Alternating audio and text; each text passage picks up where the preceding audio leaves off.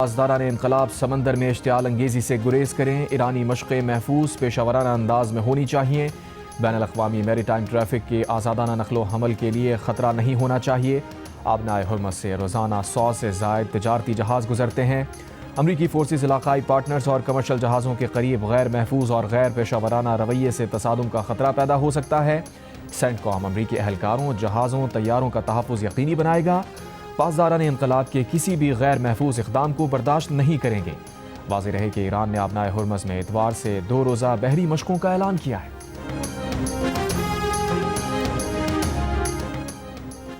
अमरीका ने सऊदी अरब को मुमकिना $9 अरब के पेट्रियट मिसाइल्स की फ़रोख्त की मंजूरी दे दी।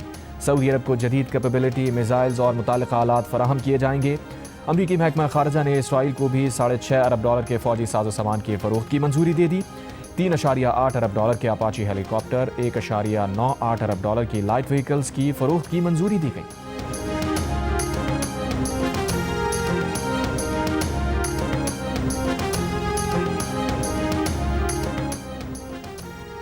ईरान के आला कौमी सलामती कौंसिल के सरबरा अली लारिजानी ने कहा है कि यूरोपीय ममालिक की अफवाज को दहशतगर्द तंजीमें समझते हैं।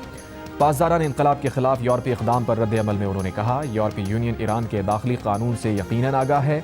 ईरानी पार्लियामेंट ने पासदारान इनकलाब से मुताल्लिक़ कानून अप्रैल 2019 में मंजूर किया था। ईरानी कानून पासदारान इनकलाब को ब्लैक लिस्ट करने वालों को दहशतगर्द करार देता है। बैनुल-अक़वामी एटमी तवानाई एजेंसी के साबिक़ सरबरा मोहम्मद अल बरादी ने कहा कि ईरान पर हमलों की धमकियाँ इराक़ जंग की तैयारियों जैसी गूंज रखती है। ऐसा ही इराक़ के खिलाफ गैर अखलाक़ी और गैर कानूनी जंग से पहले किया गया था।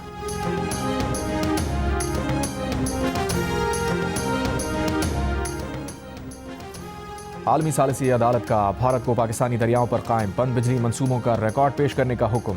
हेग में कायम आलमी सालिसी अदालत ने जारी किए गए हुक्मनामे में कहा, भारत 9 फरवरी 2026 तक बगलियार और किशन गंगा के ऑपरेशनल लॉग बुक्स जमा कराए। रिकॉर्ड फराहम ना करने की सूरत में भारत को बाज़ाब्ता तौर पर वजह बताना होगी। पाकिस्तान 2 फरवरी 2026 तक ये वाज़े करे वो कौन कौन सी दस्तावेज़ात चाहता है।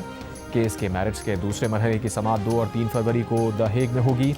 ज़राए के मुताबिक अटॉर्नी जनरल की क़यादत में आला सतह का पाकिस्तानी वफ़द द हेग आज रवाना होगा। पाकिस्तान का मौक़िफ़ है कि भारत ने सिंतास मुआहिदे की पन बिजली शिकों का गलत इस्तेमाल किया। आलमी सालिसी अदालत ने हुक्मनामे में कहा है कि अबूरी रिलीफ देने का इख्तियार सिर्फ सालिसी अदालत को है। न्यूट्रल एक्सपर्ट को अबूरी इक़दाम करने का इख्तियार हासिल नहीं है।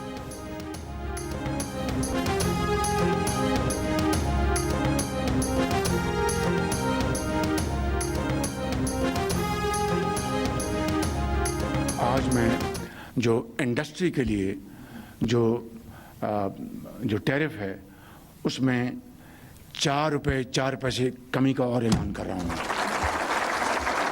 जो डूम शेयर्स हैं, जो नए शेयर्स जो हैं, मैं उनकी खिदमत में सिर्फ ये अर्ज़ करूँगा कि उनकी तो उस वक्त नींदें हराम हो गई जब IMF के साथ पेरिस में 2023 में मेरी उनके साथ जब बात शुरू हुई तो उनकी तो नींदें हराम हो गई कि जब पाकिस्तान डिफ़ॉल्ट कर रहा था, हमने दिन रात जाके मन्नतें मांगी और न्याज दिए और देगे बांटी कि पाकिस्तान डिफ़ॉल्ट कर जाए।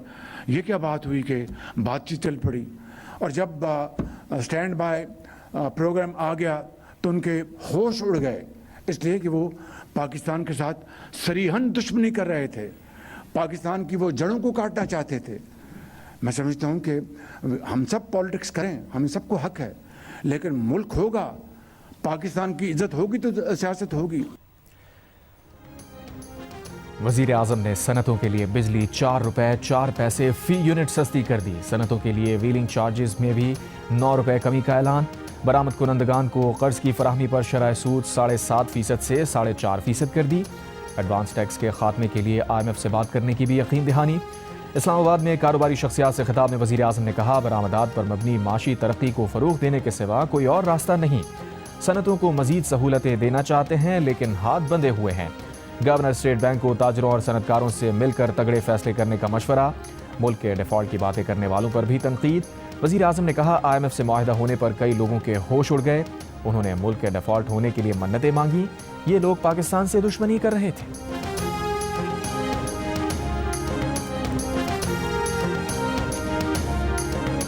11 की टीम है जो कि दिन रात मेहनत कर रही है। और आज जैसा मैंने कहा कि पार्टनरशिप पॉलिटिकल हायरार्की की और मिलिट्री हायरार्की की आज इस तरह है, और ये मिलकर this transformation is taking place.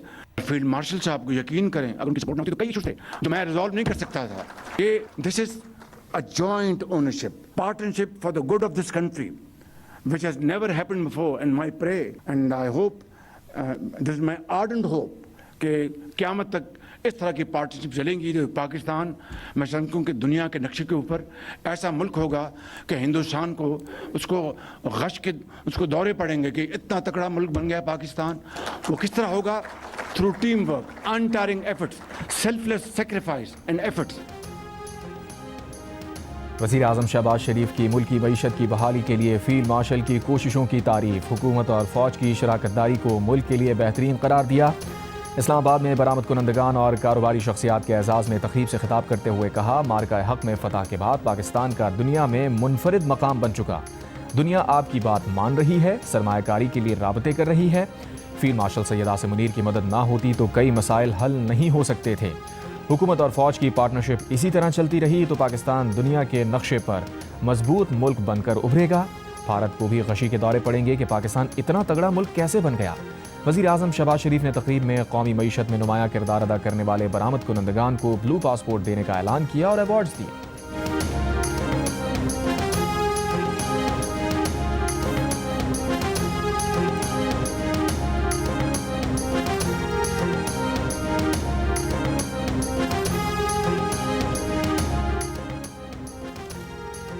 Iran के रास्ते एक और मगरबी मौसमी सिस्टम शुमाली बलूचिस्तान में दाखिल। कोयटा, चमन, कला अब्दुल्ला, सरानान, जंगल पीर अलीजई, गुलिस्तान और पशीन में बारिश। कोशक टॉप, शीलाबाग और लोईबंद समेत बालाई इलाकों में बर्फबारी। कई इलाकों में पिछली बर्फबारी से बंद राबता सड़कें अब तक बहाल ना हो सकीं। ऑपरेशन जारी। NDMA की आज से 4 फरवरी तक पंजाब, खैबर पख्तूनख्वा में भी बारिश और बर्फबारी की पेशगोई। पहाड़ी इलाकों में बर्फानी तोदे गिरने और लैंडस्लाइडिंग का खदशा।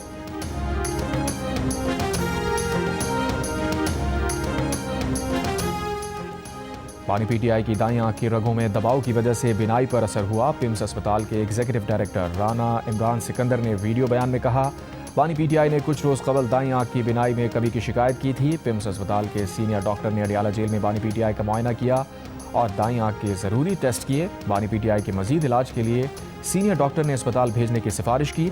गुज़श्ता हफ्ते और इतवार की दरमियानी शब बानी PTI को तजवीज़ करदा इलाज के लिए पिम्स लाया गया। इलाज से पहले बाकायदा तहरीरी रजामंदी भी हासिल की गई।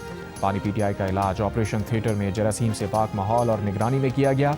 बानी PTI का इलाज तकरीबन 20 मिनट में बखैर खूबी मुकम्मल हुआ। इलाज के दौरान मरीज की वाइटल अलामात मुस्तहकम रहीं। बानी PTI को हिदायत, फॉलो अप मशवरे और दस्तावेज के साथ डिस्चार्ज किया गया।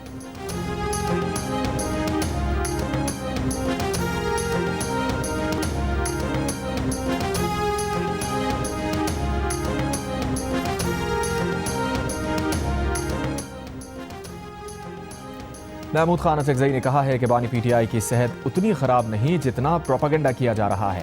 तहरीक तहफ़्फ़ुज़ आईन पाकिस्तान और पाकिस्तान तहरीक इंसाफ की पॉलिटिकल कमेटी के मुश्तरका इजलास के बाद बयान। कहा, हमने एहतजाज का ऐलान किया। इस दौरान बानी PTI की बीमारी कारकुनों के जहनों में डाल दी गई। असल में हमें हमारे मकसद से हटाया जा रहा है। आज़ाद इलेक्शन कमीशन और आम इंतखाबात चाहते हैं। पाकिस्तान की तश्कील न करें, इदारे आइनी हुदूद में रहें।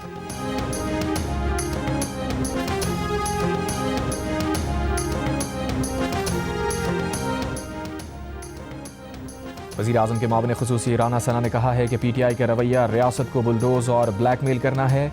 उन्हें पिम्स पर एतमाद नहीं तो अदालत में उसका इजहार कर सकते हैं। PTI को चाहिए सियासी जमात की तरह बर्ताव करे। प्रोग्राम आज शाहजेब खानजादा के साथ में बात करते हुए राना सना ने कहा, PTI को 1 साल पहले इलेक्शन की ऑफर देने की बात दुरुस्त नहीं। वज़ीर आज़म ने यौम आज़ादी पर मिसाक़े इस्तेहकाम पाकिस्तान की पेशकश की थी।